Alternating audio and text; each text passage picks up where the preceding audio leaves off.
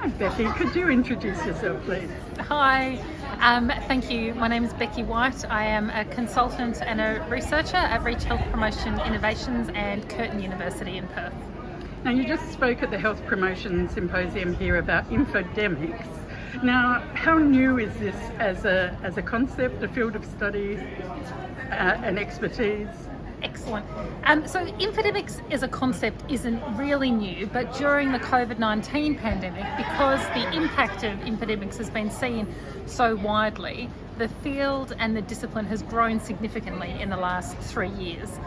And so an infodemic is defined as the overabundance of information, accurate and otherwise, in a digital or physical space.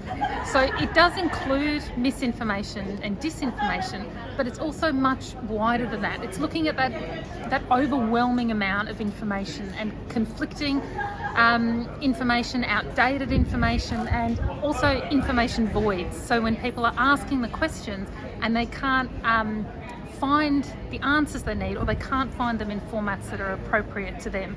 So it's broad, and it's definitely a nascent field, and it's an exciting space to be working in.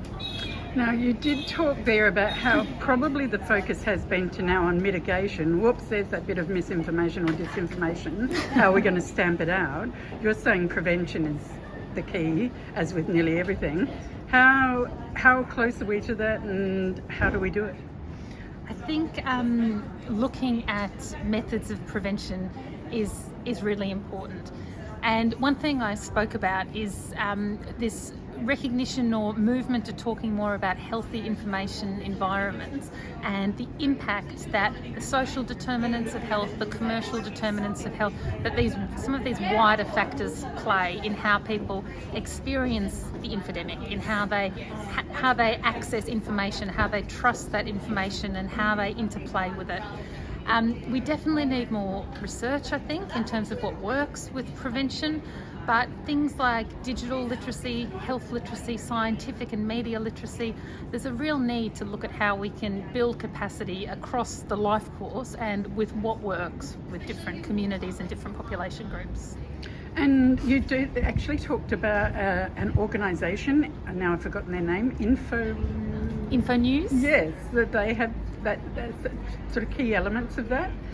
Yeah, so the model that I was just speaking to in the presentation I just did was the healthy information model. So it was first proposed by Internews, which is a non-profit organisation that supports media in 100 countries globally.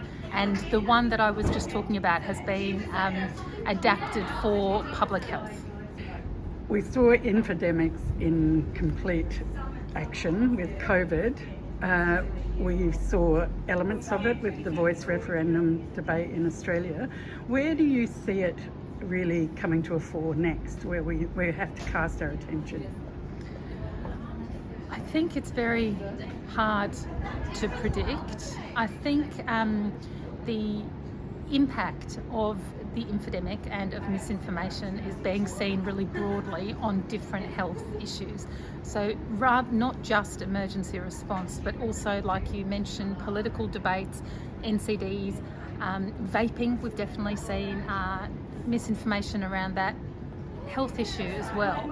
And I think building workforce capacity in how we can look at targeting work on infodemics and building that healthy information environment, that supportive environment, is probably a good next step. That's good, because we're at it's a symposium that's very much looking at big picture issues, trying to bring them down to policy level or practice level. So what do you think for the health promotion workforce? What capacity could it build? I think there is so much. I think health promotion practitioners, we have so many skills, and our training gives us such a broad understanding of some of the determinants that really impact infodemics, such as co-creation, such as working in equitable ways, ethical practice, community engagement, work with the social and commercial determinants of health. And I think building capacity around integrating infodemic management work into training programs, into some of the work that we do, would be really important. And finally, if I could just ask you, have you seen health sectors globally act to address infodemics in a really positive way?